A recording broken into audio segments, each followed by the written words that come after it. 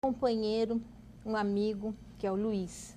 Ele sempre traz uns temas muito interessantes, certo? Eu gostaria muito que vocês prestassem bastante atenção, que é sempre uma noite de grande... É uma refeição completa cada vez que ele vem aqui. Ele alimenta o nosso espírito e nós saímos daqui satisfeitos e com a ideia de continuarmos no caminho que nós pretendemos seguir. Aqui é seu, Ramos. Boa noite, mais uma vez. A gente hoje vai falar de psicometria.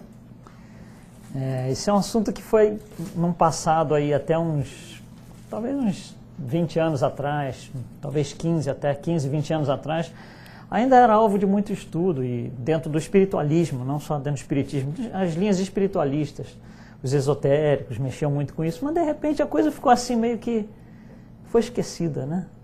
E não tem razão para ser esquecida, né? Porque é um tema interessante e importante para a gente. Então a gente quer trazer esse tema de volta aí para a gente tentar relacionar, né, com a nossa vida encarnada aqui.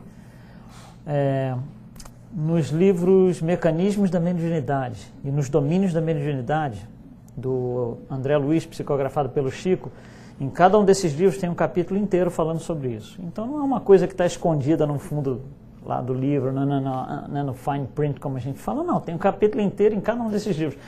E é interessante, né, porque começa assim, o que será isso, né?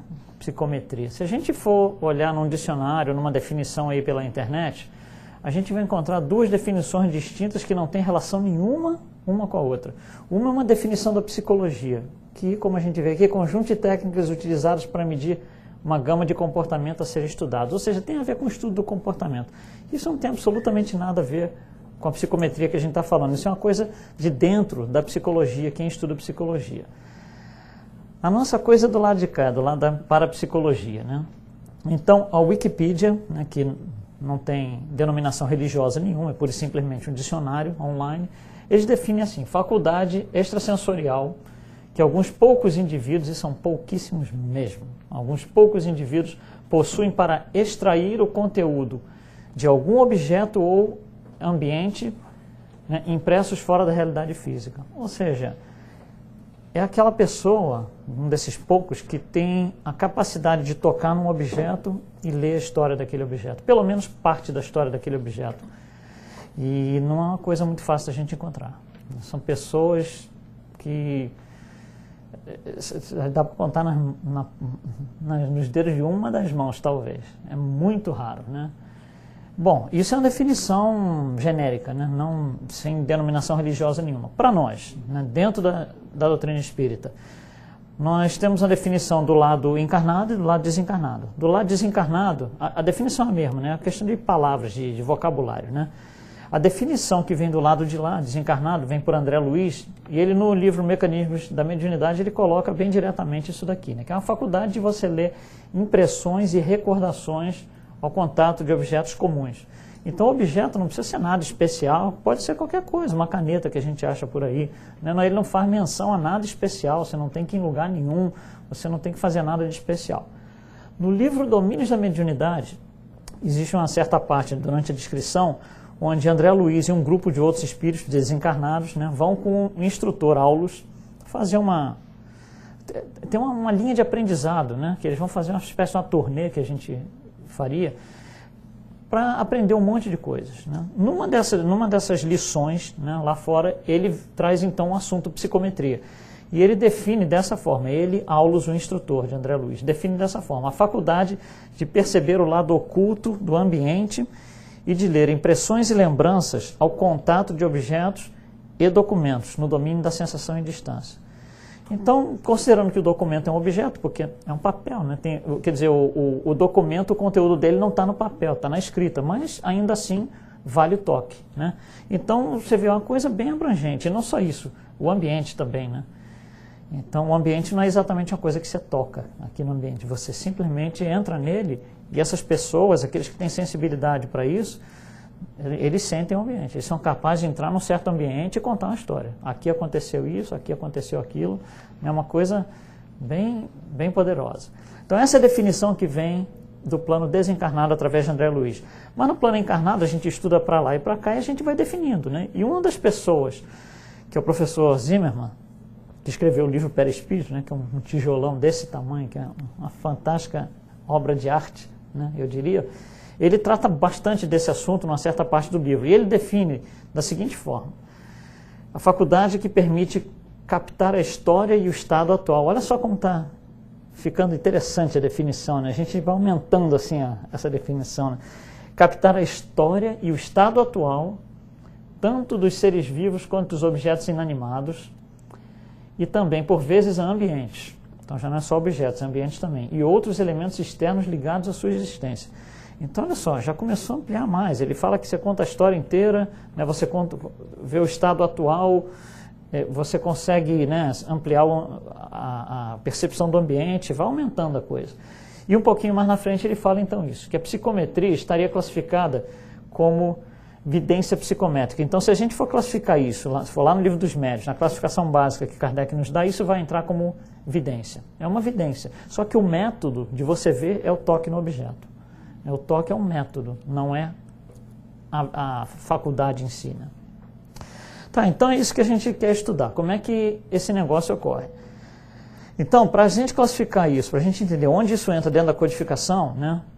Esquematicamente, quando a gente vai estudar fenômenos paranormais, a gente estuda isso de duas formas, né? Ou a gente classifica, melhor dizendo, em duas formas. Os fenômenos mediúnicos e os anímicos, né? E cada um deles tem aí suas subdivisões. Os mediúnicos podem ser efeitos físicos, que é materialização, coisa desse tipo, ou efeitos inteligentes, e os anímicos também, né? A diferença, os anímicos podem ser objetivos e subjetivos. A diferença é, nos mediúnicos existem efetivamente mediunidade, alguém mediando dois planos, né? Então é preciso que esteja um espírito desencarnado ali, para que o processo tome forma e se inicie. Do lado de cá, os anímicos, né, o processo é originado por um ser encarnado, né? Então, por exemplo, a psicometria não precisa de um espírito desencarnado para você iniciar. Você, o médium, né, médium de psicometria ou psicômetra, né, tem vários nomes, né? Ele vai lá e toca. Ali não tem espírito desencarnado que está conversando com ele, né? É um processo que ele consegue trazer sozinho, né? Daí o nome anímico. Então tem aqui algumas classificações, né? O que seria alguns exemplos de processos ou de fenômenos mediúnicos e tal. E a psicometria entra aqui, né? Porque é um fenômeno anímico que não é objetivo. Objetivo significa, por exemplo, parapirogenia, né? Alguém fez pegar fogo, mas todo mundo que está ali viu. Então é um fenômeno objetivo. O psicômetro é alguma coisa que está ele ali, passando pela sensação, ele sentindo, ele tomando aquilo ali dentro de si, né? Quem está de fora não sabe, não vê. Por isso que entra na classificação fenômenos subjetivos. Então, isso entra na classificação de vidência, dupla vista, vidência, são mais ou menos coisas na mesma linha, né? Só que o meio com que isso acontece é o toque, tá? Bom, então, esse nome não é um nome muito bom, psicometria, é um nome péssimo, para falar a verdade. Porque isso vem da junção de duas palavras, psique e metron, que significa medida da alma. Aí você fala assim, como assim medida da alma, né? Pois é, como assim? O nome não é um nome muito bom, mas desde que ele foi inventado lá em 1842, ficou. E foi ficando, ninguém contestou, está aí. Agora para mudar vai ser muito difícil. Então a gente aceita o nome, mas não existe uma relação direta entre o jogo de palavras e o que efetivamente isso significa, tá? Bom, e tudo começa, para a gente definir até como que o nome surgiu, como que a ideia surgiu, a gente tem que entrar na história desse negócio.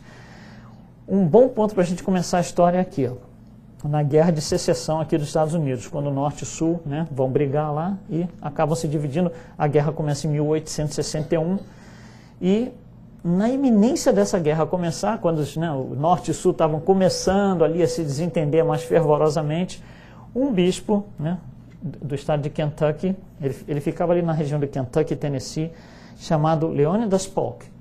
Ele acha que a guerra tem que acontecer, ele é um bispo, né, então ele é da igreja, né? Então, ele acha que a guerra tem que acontecer, pior ainda, ele vai lá e se alista. É um bispo que se alistou na guerra, né? Então, ele se alistou e ele participa do lado dos confederados, né, que é o pessoal que está no sul, contra o pessoal do norte. Mas a característica dele, isso daí é uma coisa estranha, um bispo ir lá se alistar na guerra por si só, mas ele era uma pessoa estranha. A estranheza dele maior era o seguinte: você imagina que você está numa guerra, então, por exemplo, digamos que nós somos um grupo de soldados, né, e a gente vê que o inimigo está vindo. Uma das estratégias seria nós nos escondermos todos, né, e deixar o inimigo passar, ele não vê, a gente vai atrás, né, e, sei lá, mata, faz alguma coisa. Seria uma estratégia de guerra, né? O que ele fazia? Ele fazia isso. Então, o grupo onde ele estava, ele falava, vamos nos esconder. E deixa o inimigo passar, eles não vão nos ver. E não via, né, porque estavam bem escondidos lá. E deixava o inimigo passar e ir bem longe, porque se ele saísse com o inimigo mais ou menos perto, né, não ia dar certo. Então o inimigo ia bem longe. Tão longe que eles já não sabiam que caminho os inimigos tinham tomado. Mas imagina que numa guerra você tem um monte de soldados sem recurso nenhum, né, naquela época, né, 1861. Então tinha cantil, tinha faca, um monte de coisa metálica que vai caindo pelo chão. Os soldados vão involuntariamente, né, as coisas vão caindo simplesmente. E esse bispo, né, ele pegava nessas coisas que caíam, que se fossem de metal, o negócio dele era metal, né? Então ele tocava naquele metal que veio dos soldados, ele dizia, esse soldado está em tal lugar, vamos lá. Ia lá, o soldado estava lá. E eles aniquilavam o grupo. E assim, começaram a usar ele como espião, né? Mas um espião assim diferenciado, né?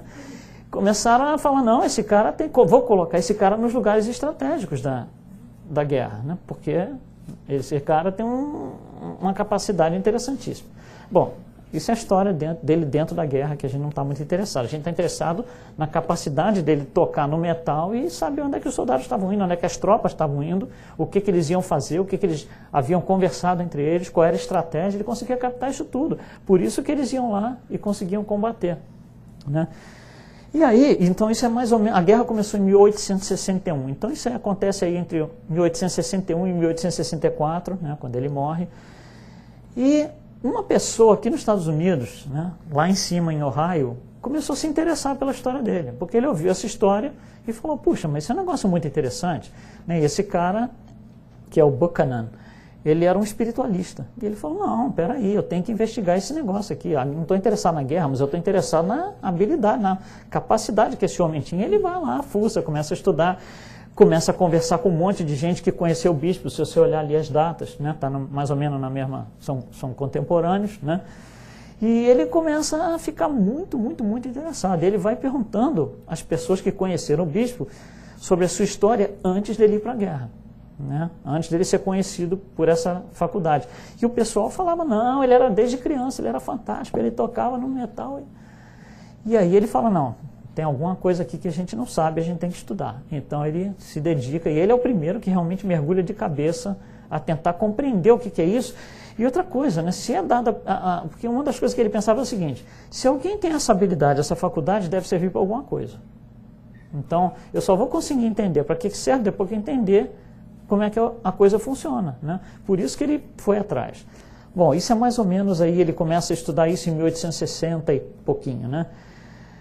Então ele escreve um livro em 1842, ele estuda até 1800 e pouco. Em 1842, ele tinha começado a estudar isso antes do bispo. Só que o bispo é aquele ponto que ele, agora encontrei o meu caminho, é por aqui que eu vou.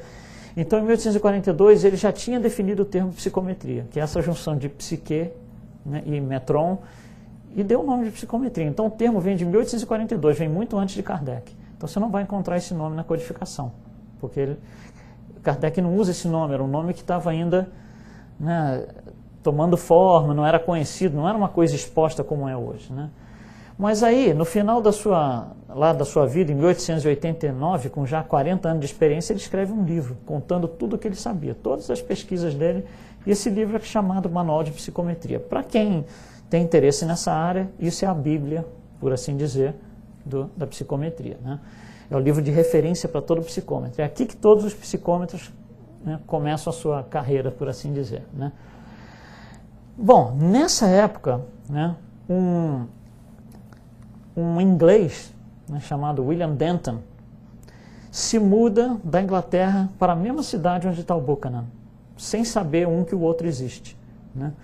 E esse camarada aqui vinha procurando há muitos anos uma explicação para uns fenômenos estranhos que a mulher dele tinha, que era, ela tocava a mão no objeto e contava uma história, mas uma história enorme, de longa e de grande. Não era assim, essa pessoa aqui era tal assim, não. Não, ela colocava textos enormes, ela escrevia o que ela sentia. E ele ficava desesperado, apavorado, ele não entendia o que era, né? Então ele estava muitos anos procurando alguém que conseguisse dar para ele uma explicação ou uma direção. E ele vem para os Estados Unidos, vai para a mesma cidade, que é Cincinnati, lá em Ohio, onde está esse camarada aqui.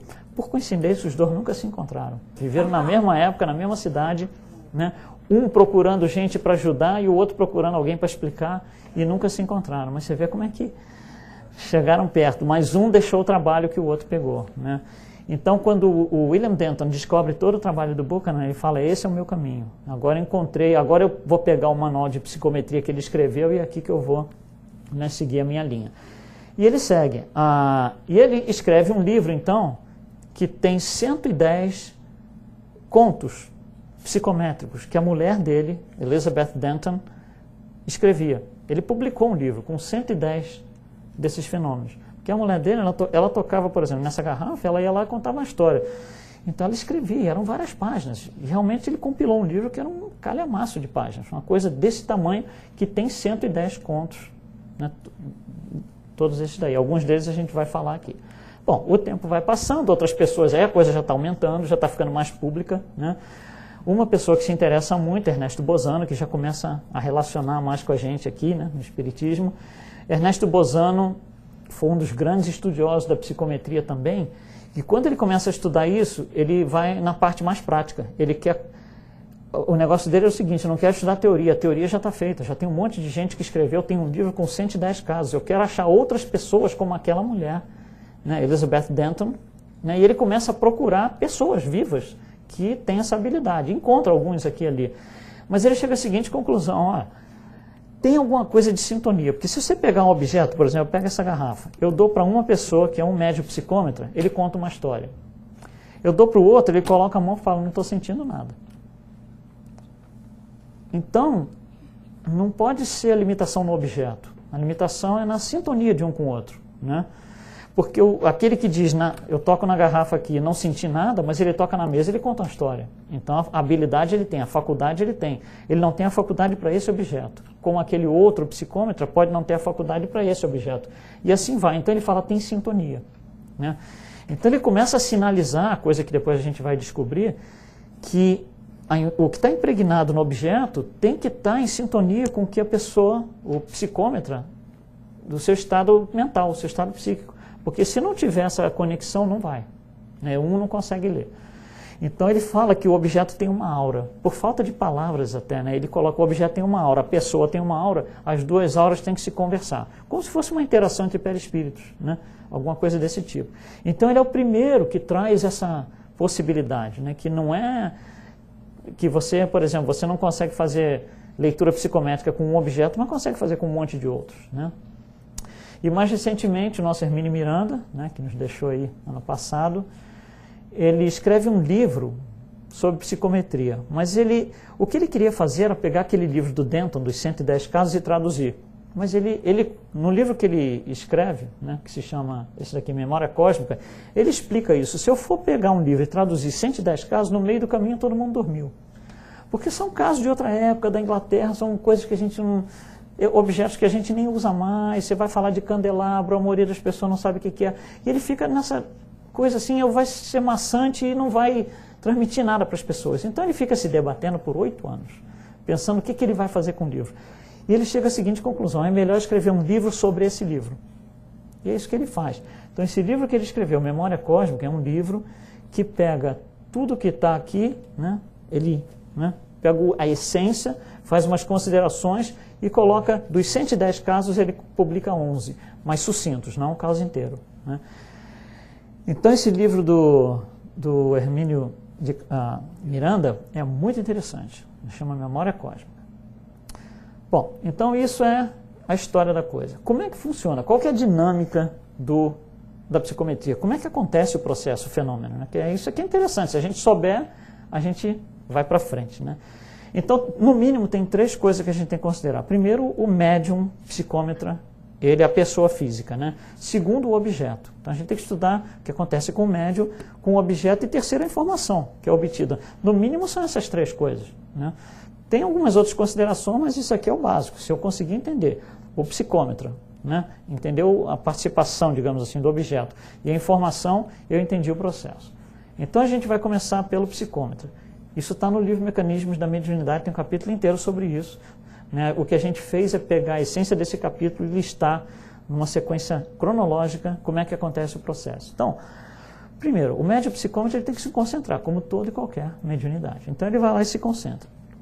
André Luiz fala o seguinte, é uma faculdade tão unique, né, tão difícil de ser encontrada, que as pessoas que têm essa habilidade, elas entram no processo, elas conseguem entrar no processo com uma rapidez estonteante. Não é que nem, por exemplo, um médium que não é de psicometria, que alguns entram rápido, outros têm dificuldade, outros ficam ali, né, para se conseguir, entre aspas, se entregar ao que vai acontecer. O médium de psicometria é uma coisa fenomenal, é uma velocidade estonteante.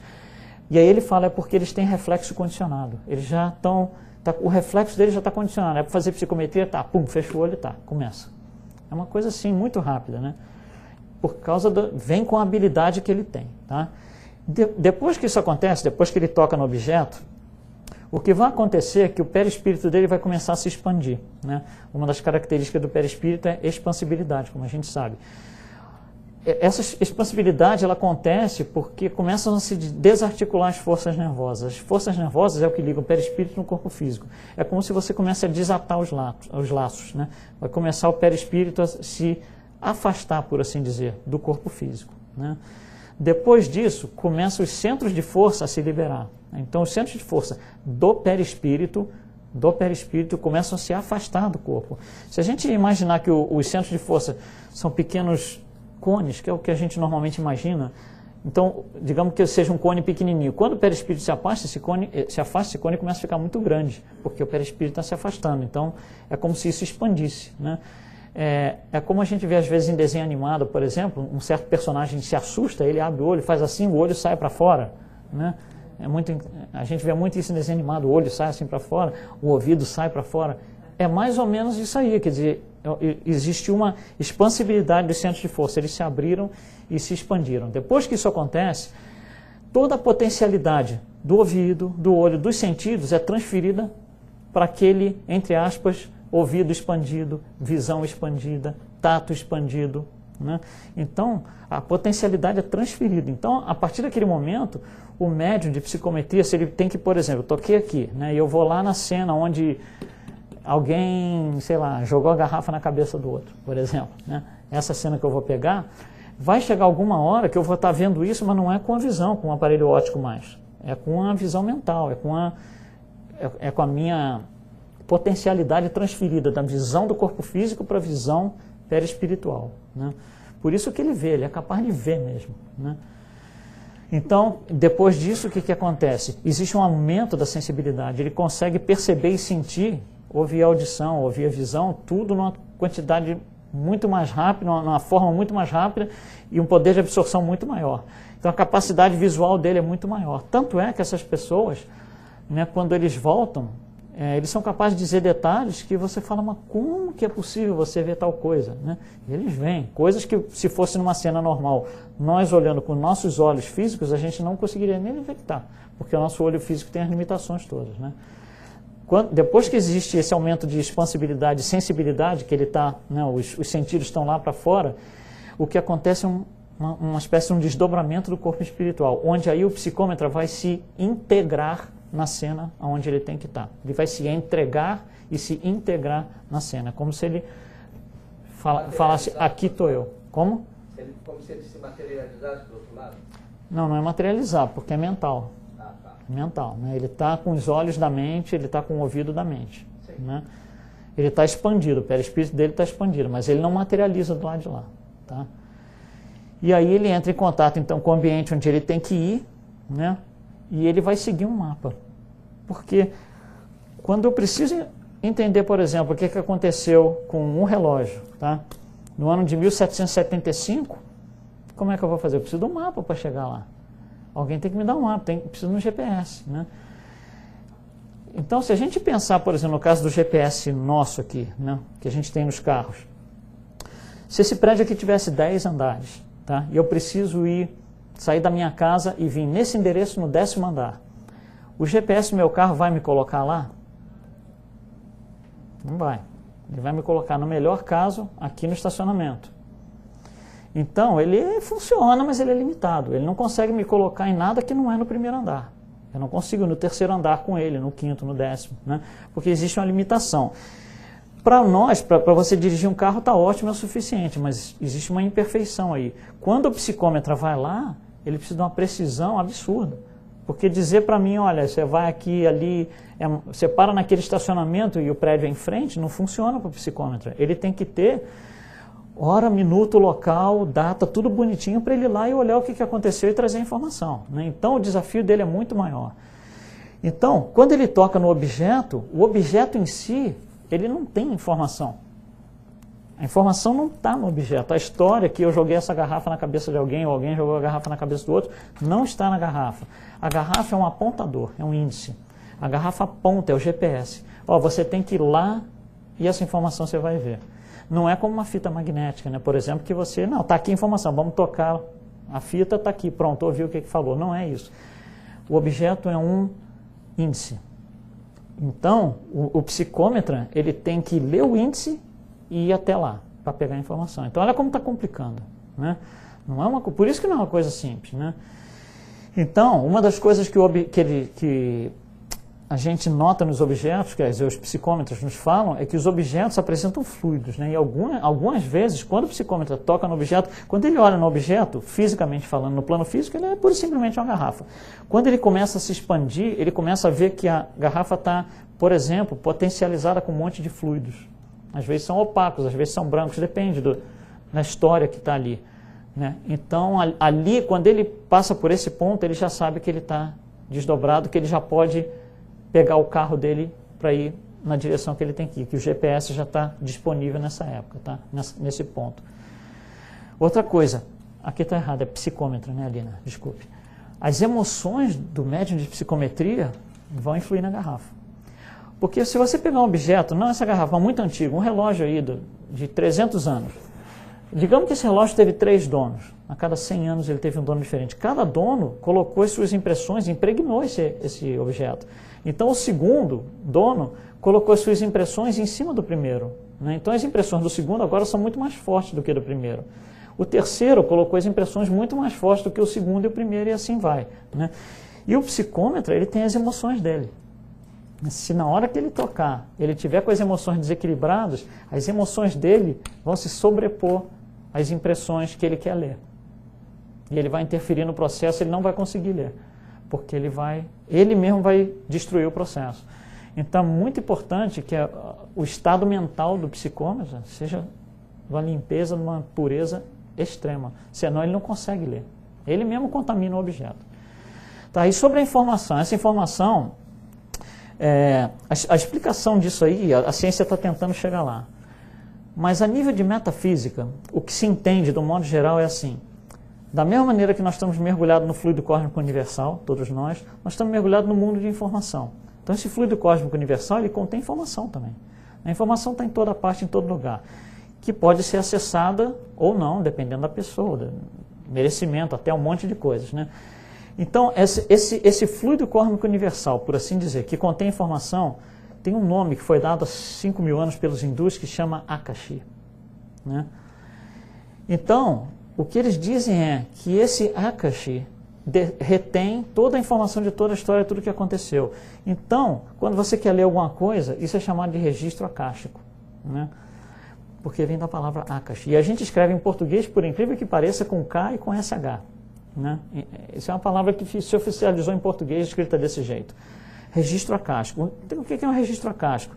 É alguma coisa que está registrada na história relacionada a um objeto. Então o que o psicômetra tem que fazer é colocar a mão aqui e achar onde é que está o registro akáshico do evento, do objeto. Ir lá, olhar, ler a informação, ou ouvir, voltar e falar, olha, é isso aqui que aconteceu. Esse registro acástico é um nome hindu. Tem outros nomes, um monte de nomes, que significa exatamente a mesma coisa. Eu coloquei 4 desses nomes. Memória universal, os esotéricos usam esse nome. Memória cósmica, que é o nome do livro do Hermínio Miranda. Matriz informacional, que tem outros grupos que chamam. Então, quando a gente vai ler sobre isso por aí afora, né, que não está só dentro do espiritismo, isso está em vários lugares espiritualistas, a gente vai encontrar um monte de nomes diferentes. Mas isso aqui significa tudo a mesma coisa. Para nós, o que interessa é que a informação está disponível. Desde que eu consiga acessar, que eu consiga, né, ter a faculdade de chegar até lá e consiga entender o GPS para me levar até lá, eu consigo essa informação. Tá? Bom, como que a ciência oficial vê isso? Então, vamos tentar explicar a dificuldade que o psicômetra tem que passar por uma analogia no plano físico.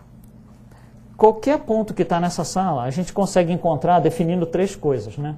Se eu tomar aquele cantinho como referência, né, eu dou uma dimensão para cá e uma altura. Com isso eu localizo qualquer ponto nessa sala, sem dúvida. Né? Então se eu chegar para uma pessoa e disser assim, olha, o que tem, por exemplo, se você pegar 3 metros para cá, 2 para cá e 1 para cima, o que tem? A pessoa vai lá, olha, mede e fala, está no ar, está no meio da sala. Pronto, está definido. E assim eu consigo localizar qualquer ponto nessa sala.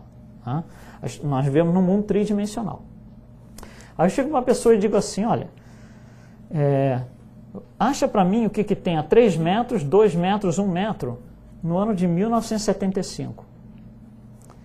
Aí começou a complicar, porque a localização geográfica, material é exatamente a mesma, mas tem mais um parâmetro, que é o tempo. Né? Então, aquela pessoa teria que ter a capacidade de ir naquele ponto, mas voltar no tempo. Então, com 3 coordenadas, altura, com as 3 coordenadas cartesianas, eu não consigo mais localizar esse objeto. Eu preciso de pelo menos mais uma, que seria o tempo, que é o ano lá 1975 e tal. Agora, olha só a dificuldade. Digamos que eu chegue para a pessoa e diga assim, olha, vem aqui, mede 3 metros para cá, 2 para cá, 1 para cá. A pessoa vem, olha e diz, não tem nada. Mas na verdade tem uma folha de papel exatamente na altura dos meus olhos, de tal forma que eu não consigo ver que tem a folha de papel. Não sei se deu para entender. Se eu colocar uma folha de papel aqui na altura dos meus olhos, eu não vou perceber que tem uma folha de papel. Se o ponto que eu estou procurando está ali, a pessoa vai responder para mim, está no ar. Esse ponto que você está procurando está no ar. Eu falo, não está no ar, está numa folha de papel, só que eu não consigo ver porque o meu olho está alinhado. Se eu fizer um pouquinho assim, eu vejo que está na folha de papel. Deu para entender a ideia? Então, olha como é complicado. Então, eu preciso de mais uma coordenada. Eu já preciso de 5 agora. E são coisas simples, um exemplo assim, simples.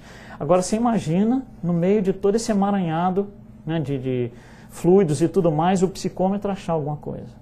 Por isso que é muito difícil. Né? Então, na maioria das vezes, esse psicômetra, quando ele se desliga do corpo, quando ele se desdobra, ele vai ser ajudado. Na maioria das vezes, ele vai ser ajudado. E tem 2 formas dele ser ajudado. Primeiro se você chegou ao ponto, se você tem esse objeto, por exemplo, de um parente que já faleceu, e você quer encontrar histórias sobre esse objeto, muito provavelmente esse objeto está sendo alvo de pensamento, está sendo alvo de pessoas pensando, parentes pensando, nossa, eu queria informação. Então existe uma concentração de forças em torno do objeto. Essa concentração de força em torno do objeto vai facilitar a atração de quem desencarnou e era o dono do objeto a se relacionar com ele. Só pelo simples fato do objeto estar ali por alguns anos e as pessoas nessa curiosidade de querer saber o que aconteceu, o que foi, só isso já é suficiente para que existe uma possibilidade de aproximação do desencarnado com o objeto. Então, quando o psicômetra vai lá, quem vai guiar ele é o dono do objeto. É uma possibilidade. Outra possibilidade quando ele desdobra, vem alguém desencarnado que vai conseguir orientar, porque de alguma forma tem relação com o objeto ou com o fato, ou é um mentor que consegue esse tipo de coisa e vai conseguir orientar. Né?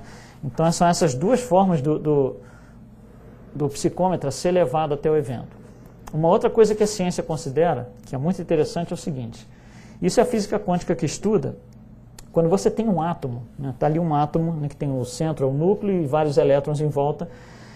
De tempos em tempos, esses átomos se desfazem, os elétrons saem e vão se juntar a outros átomos. Né? Isso é uma coisa dinâmica. Os elétrons estão voando por aí, tá? Saem desse átomo, vai para o outro e tal. O que a ciência descobriu é o seguinte, quando você tem dois elétrons, né, que estão no mesmo átomo, então, por exemplo, esse azul e esse verde aqui, né, nesse momento eles estão no mesmo átomo. Alguma hora esse átomo se desfaz.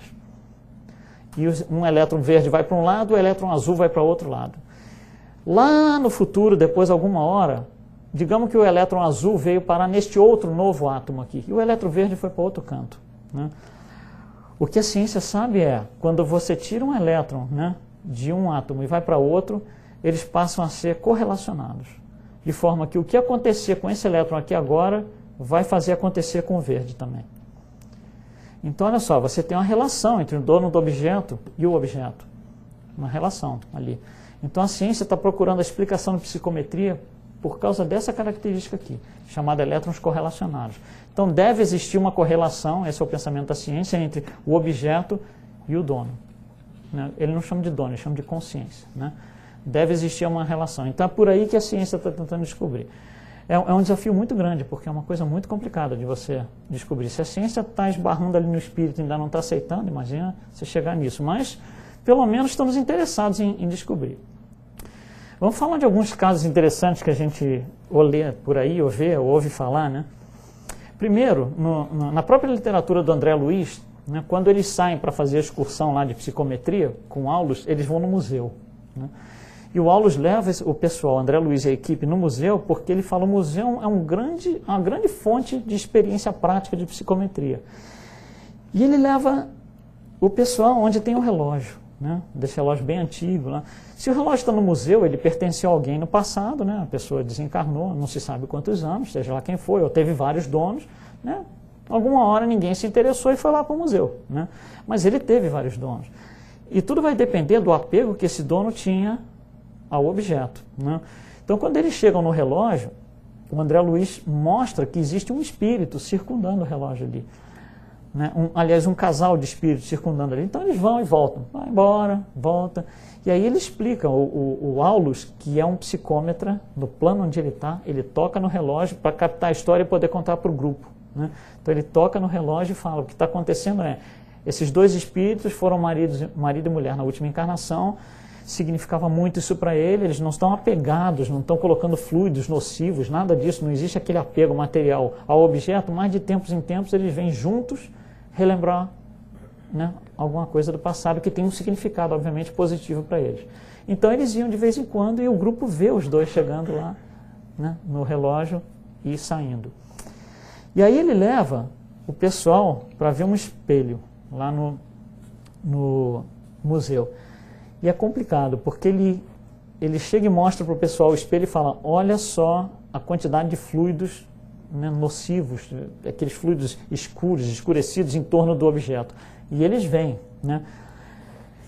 E aí acontece uma cena muito interessante. Um grupo de visitantes encarnados, que vai no museu, 5 pessoas, né? Está ali e tal. Uma das senhoras fala, puxa, que espelho bonito, e ela se aproxima do espelho e toca no espelho. Na hora que ela toca no espelho, ela tem a sensação de necrotério, absurdamente grande. E ela começa a se apavorar e fala, sai gritando e vai embora, né? E o grupo vai embora. E aí o André Luiz perguntou, o que aconteceu, né? Aí o Aulus vai e toca no espelho, para ele captar a história e poder contar. Ele conta a história. Tem um espírito agarrado no espelho, que acha que o espelho é dela. Se a pessoa chegar perto, o espírito realmente faz de tudo para essa pessoa se desgrudar, como se fosse um objeto pessoal mesmo, de uma pessoa encarnada, que não quer que o outro chegue perto, não quer que o outro se apodere. E aí ele conta a história, né?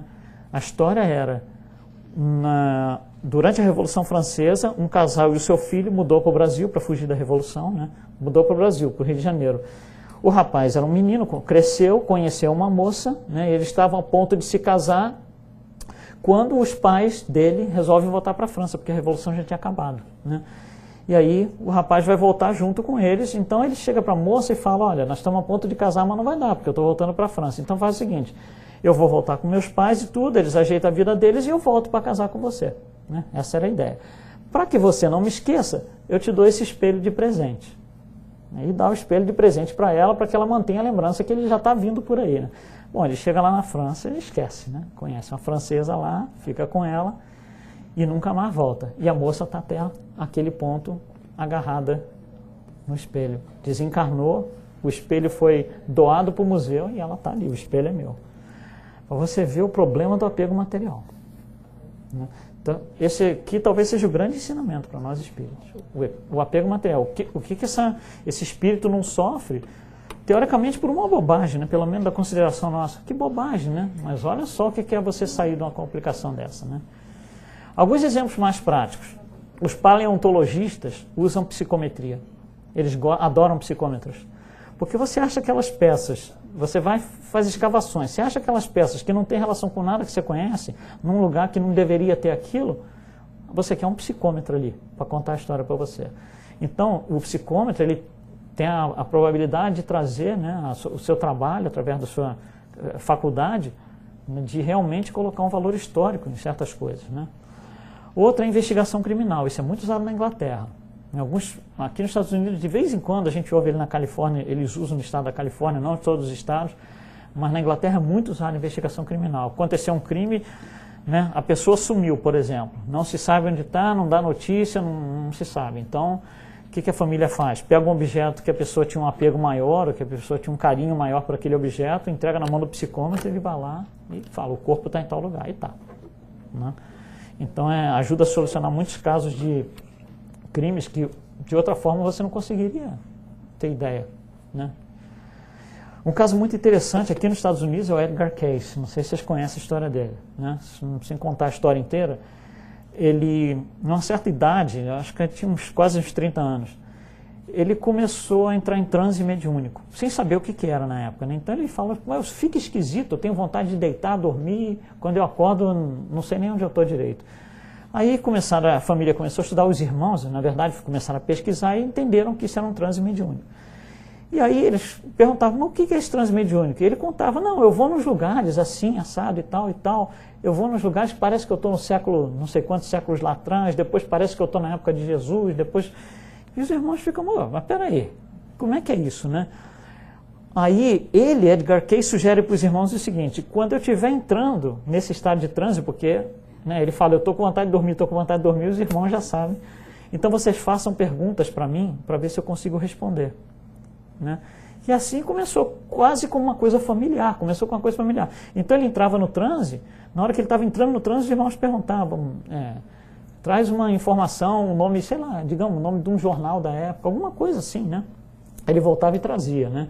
E a coisa começou a ficar séria, um vai contando para o outro, um vizinho conta, vai na cidade, começa a ficar muito grande. Ele tem um apelido aqui dentro dos Estados Unidos, chamam ele de The American Prophet, o profeta americano. Né? E o que aconteceu é que as pessoas começaram a tomar conhecimento, as pessoas que não tinham relação nenhuma com ele, que ouviam falar do outro lado do país, mandavam por carta perguntas para ele, para quando ele entrasse em transe, ele respondesse aquelas perguntas. E ele respondia, né? E as pessoas começaram a mandar objetos para ele. Né, para ele identificar e contar a história do objeto, por causa da sua capacidade psicométrica. E ele respondia. Né? Uma das coisas interessantes é que os irmãos, imaginam o número de perguntas que ele não recebia a partir de um certo ponto. Então os irmãos começaram a catalogar essas perguntas, numerar, pergunta número 1, número 2, número 3. No final da vida dele tinha 14.500 perguntas. E as respostas todas, né, dadas por ele. Então os irmãos catalogaram e separaram em grupos. Perguntas relativas a Idade Média, perguntas relativas a tal coisa, perguntas relativas a Jesus, perguntas relativas a tal coisa, e foram publicados vários livros, cada livro agrupando esse tipo de pergunta. Então tem um livro, por exemplo, que é Edgar Cayce and Jesus, né? Edgar Cayce e Jesus, porque são respostas de perguntas que as pessoas faziam sobre a época de Jesus. Né? Tem outros sobre reencarnação, tem Edgar Cayce and Reincarnation, sobre reencarnação e assim vai. É muito interessante a história. Mas ele tinha uma capacidade psicométrica fantástica. As pessoas davam os objetos na mão e ele trazia a história inteirinha. Tem uma coisa que ele nunca conseguiu. Quando ele começou a ficar famoso, né, você vê, nós estamos aqui perto da guerra, né, da Segunda Guerra, na iminência da Segunda Guerra, onde já começa a ter uma série de disputas, né, Estados Unidos que é uma coisa, Japão que é outra, e começa a ter uma disputa mundial pela dominação. E, obviamente, dominaria, ou pelo menos esse era o pensamento da época, dominaria quem tivesse o petróleo, né, que é um pensamento que, infelizmente, está aí até hoje. Né. Então, o que acontece? As companhias de petróleo aqui nos Estados Unidos começaram a oferecer quantias enormes para ele dizer onde tinha petróleo. Né? Olha só, ele nunca conseguiu trazer essa resposta. Ele falava, quando vocês me perguntam isso, eu entro em transe mediúnico, eu não vejo nada. Nada. Eu saio, volto a zero. Né? Cortava a faculdade mediúnica dele. Não a faculdade mediúnica, né? Mas a habilidade de trazer informação. Então, existem alguns psicômetras, um deles é aquele Uri Geller. Não sei se vocês lembram, um cara que tortava... Ele hoje vive disso, né? Ele é um psicômetra, né? Entre um monte de outras coisas que ele faz aí. Mas ele é pago para achar onde tem pedra preciosa. Achar não, indicar para as companhias onde tem pedra preciosa. Um caso interessante é o caso que acontece com a Ivone Pereira. Ela mesma nos conta isso, né? Que é o caso da fazenda de escravos. Ela vai passar no final de semana nos arredores do Rio de Janeiro, na fazenda dos amigos, né? Convidam ela para ir passar o final de semana lá, ela vai. Aí chega lá, na hora de deitar e tal, aqui seus aposentos e tal, né? Ela começa a apagar as luzes e tal, ela deita ali e começa a ficar apavorada com o ambiente. Você vê que não tem objeto, hein? É a sensibilidade do ambiente, não está tocando em objeto nenhum específico. E ela começa a ficar apavorada e tal, e começa a ouvir gritos e chibatadas e todo mundo gritando, vai morrer, vai morrer. E ela fica apavorada, fica a noite em claro, não consegue dormir, né? No dia seguinte, quando ela acorda, o pessoal fala, mas o que aconteceu com você? Ela falou, eu estou desesperada, isso daqui, porque ela tinha um desdobramento muito grande, né? Então, enquanto ela está passando por isso, ela sai fora do corpo para ver o que está acontecendo. E ela conta, esse lugar onde eu estou, essa fazenda onde eu estou, era uma fazenda onde tinha grande número de mortes dos escravos. E os escravos eram levados para um lugar, um ambiente, para levar as chibatadas até morrerem. O ambiente era o quarto onde ela estava. E ela falava, eu não consigo nem ficar aqui, porque eu só vejo sangue, sinto o cheiro de sangue, né? Sinto arrepios no corpo, com os escravos gritando, né? Muito interessante. Sem toque, sem objeto, só com o ambiente. Outro caso interessante é a origem do petróleo. A origem do petróleo está no livro do Hermínio Miranda, que é um daqueles 110 casos que ele traduz, né? Sem entrar em muito detalhe. Não se tem, por incrível que pareça, até hoje a ciência não tem um consenso sobre a origem do petróleo. Existem teorias. Uns acham que é isso, outros acham que é isso, uns acham mais que é isso, menos que é isso, mas não se tem assim uma compreensão sobre o assunto. Então, durante muitos anos, se associou a existência do petróleo em lugares onde tinha carvão, que de alguma forma ele derivaria do carvão, de algum tipo de modificação no solo e o carvão virou petróleo. E aí começa a se fazer muita pesquisa onde tem carvão, né? O pessoal vai nas minas de carvão aqui na Pensilvânia e tal, e não acha petróleo nenhum. Vai ali onde hoje é Chicago, ali, não tinha petróleo nenhum. E aí começa a teoria a ficar meio que, né, capenga, porque você está relacionando por causa da cor, né? Não porque existe alguma coisa mais fundamentada ali. E aí se começa a tentar a origem do petróleo. É quando vem aquela senhora lá, Elizabeth Denton, a britânica, né? E ela conta a história dela. O marido dela, lembra que eles mudaram da Inglaterra para os Estados Unidos? Antes deles mudarem, o marido veio para cá algumas vezes. Quando ele veio para cá, estava começando o boom de se procurar petróleo aqui nos Estados Unidos. E ele foi na Pensilvânia, que era um dos lugares onde eles estavam escavando petróleo, né, para tentar encontrar. O que ele fez? Ele veio, pegou um pouco de argila de um dos lugares onde eles estavam escavando e tinham encontrado petróleo. Então, naquele ponto eles encontraram. Ele tira a argila, coloca num saco, manda de volta para a mulher e fala, lê isso aí, conta a história. Ela toca na argila, né, e ela começa a ter um monte... O Hermínio Miranda conta isso direitinho, muito interessante. E ela fala que o que está acontecendo ali é que a água suja dos oceanos, ela é absorvida, ou filtrada, melhor dizendo, pelos corais, né, os atóis de corais. E o que acontece? Eles vão criando pequenas bolsas para guardar essa sujeira. Eles vão guardando pequenas bolsinhas para guardar essa sujeira. E alguma hora essa sujeira cai e um monte de sujeira de um monte de bolsinha, de bolhas, né, pequenas bolhas, começa a descer e se assenta, e isso então é o petróleo. E você vê, essa descoberta a ciência não consegue colocar dessa forma, mas ela também não discute, né? E isso vem por uma psicometria, uma coisa que ainda é duvidosa. Então o problema do mercado comercial é esse aqui, ó. Aonde está o psicômetro que vai me dizer onde está petróleo? E não tem nenhum que consegue. Não tem. Todos eles que têm a faculdade, por melhor que seja, na hora que você coloca dinheiro na mão para encontrar petróleo, acaba. Impressionante, né? Então tem uma coisa, uma coordenação superior aí. Esse sujeito aqui, Chico Xavier, tem uma capacidade de psicometria impressionante. Ele recebia 200, 300 cartas por dia. Como a gente sabe, ele é da nossa época, né? Você imagina alguém para ler essas cartas, porque ele respondia as cartas, né? Ou fazia alguma coisa, uns estão pedindo remédio, outros estão agradecendo, outros estão fazendo perguntas. Como é que o homem vai ler 200 perguntas por dia, 300 perguntas por dia? Então, como é que ele fazia? Ele espalhava as cartas, né, na mesa e ia colocando a mão em cima. Falava, esse é remédio, vem para cá, bolo de remédio. Pedindo receita. Esse está agradecendo, bolo de agradecimento e tal. E aí ele fazia assim. E aí os bolinhos de carta eram formados, as pessoas que trabalhavam ali com ele, que estavam com ele, davam encaminhamento.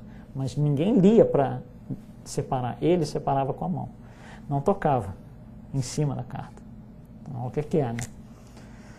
São casos interessantes que a gente ouve por aí. Bom, vamos tirar algumas conclusões aqui. Primeiro, eu falei sobre o negócio de Akashic Records, que são os registros akáshicos. Se a gente for ler psicometria, na maioria das vezes a gente vai se deparar com essa palavra, né? Só relembrando o que é. Isso vem do hindu, registros akáshicos, está lá na teosofia, os esotéricos usam muito essa palavra. O que é? Para nós, é como se fosse o fluido cósmico universal, mas não de fluidos, de informação. Tá? É onde está toda a informação do que acontece. Alguns pontos interessantes, né? Relembrando que a gente já falou, o objeto em si não contém informação. A informação não está no objeto, a informação está em algum lugar nos registros akáshicos e o objeto tem as coordenadas de como chegar lá. O objeto é o GPS, né? As emoções ficam retidas no objeto mais fortes, ou não. Então, por exemplo, se eu tive um relógio, por exemplo, há 300 anos atrás, e aquilo significou muito para mim, tem uma impressão muito forte ali. Se o próximo dono não liga muito para o relógio, não, coloca aí na parede, tá bom, para enfeitar. E não tem nenhuma expressão para ele aquilo, a impregnação continua sendo a minha, porque ela não foi sobrescrita, por assim dizer. Um terceiro dono pega aquele relógio e fala, nossa, esse negócio tem um valor fantástico, é muito antigo, eu adoro isso. Aí o que acontece? Começa a apagar a impressão do primeiro e a minha, que nem existia, né? Então, é como se você fosse sobrepondo, né, as impressões uma em cima da outra, né? Então, quem coloca as impressões mais fortes é que vai ficar. Quando o psicômetra vai ler a história de um relógio, se ele tiver 10 donos, provavelmente ele vai relatar daquele para quem o relógio tem mais valor, né, mais característica. Algo que aconteceu e que marcou muito aquela pessoa. Marcou, que tem emoção associada. Emoção. Boa ou ruim, não interessa. Pode ser que a pessoa teve uma coisa ruim relacionada com aquilo, pode ser uma coisa muito boa, não interessa, é emoção, né? Outra coisa que a gente entra, né? Doação de roupa de desencarnados. Isso é uma coisa que é interessante, porque olha só, se a pessoa desencarnou, o que acontece se a pessoa... Você não sabe o nível de evolução que a pessoa está, para começar, ninguém sabe. Então, se a pessoa está no nível de evolução que demonstra muito apego material, né, ela vai ficar circulando ali onde ela morava e tal. Ela vai ficar, pelo menos vai querer ficar voltando ali. Se tudo está exatamente do jeito que estava, isso não vai facilitar a pessoa ficar indo ali toda hora? Né? Então tem pessoas que, cônjuges ou pais ou filhos, depende do caso, né, que morre um e eles falam, não vou tocar nunca mais isso aqui porque meu pai adorava desse jeito, minha mãe adorava desse jeito, meu filho adorava desse jeito. O que você está fazendo? Você está prejudicando o espírito, porque você não está ajudando ele a se desligar. Você está falando, está tudo aqui igualzinho te esperando, para você ficar aqui e não sair daqui. Então você está, na verdade, colocando uma espécie de uma barreira, que a pessoa tem que se liberar. O espírito, ele tem que sair fora, ele tem que, né, andar para frente, ele tem que fazer o seu processo evolutivo. Então deixar aquelas coisas ali, com a impressão daquele espírito, acaba não sendo um bom negócio. Então, quando as pessoas morrem, né, quando as pessoas desencarnam, é interessante que você comece a tirar as impressões, para você ajudar o espírito a se desligar. E para tirar a impressão, o que você tem que fazer? Dá para uma pessoa que vai colocar outro tipo de impressão naquilo, que vai utilizar, né, e vai começar a minimizar ou limpar as impressões que estão naquele objeto, né? Isso é uma coisa que é em consideração também. Tá, então para nós, para a gente fechar, para nós espíritas, né, que vimos tudo isso aí, o que interessa isso? É exatamente o problema do apego à matéria, né? Que o espírito desencarna e ele vai ter uma dificuldade tremenda de sair dali. A gente vê no caso que André Luiz conta lá no museu, né? Existem pessoas, né, que não entram em museu. porque elas se sentem muito mal. Isso é sério. As pessoas vão no museu, não gosto de museu. Tem que ser respeitado. É interessante ver a peça, ver tal coisa. Mas eu não consigo entrar. E precisa ser respeitado, porque só vai ser respeitado melhor quando for mais entendido, né? O entendimento está aqui, né? Então a pessoa, não me sinto bem no museu. Está ótimo, tá bom. Você fica aí, fora, não tem problema nenhum. Então, por quê? Porque essas pessoas que têm sensibilidade muito grande, né? Se você entrar lá e tiver aquele monte de espírito lá, cada um agarrando o seu objeto, o que foi seu objeto no passado, imagina a quantidade de relações espirituais que você vai ter ali naquele momento, se você é um sensitivo, se você tem, né, propensão a ser médium. É muito difícil, né, se você tem dificuldade, né? Então, para nós, eu acho que talvez o grande ensinamento seja esse, né? O problema do apego à matéria, até onde que a gente, né, é levado com esse negócio. Obrigado a todos, boa noite.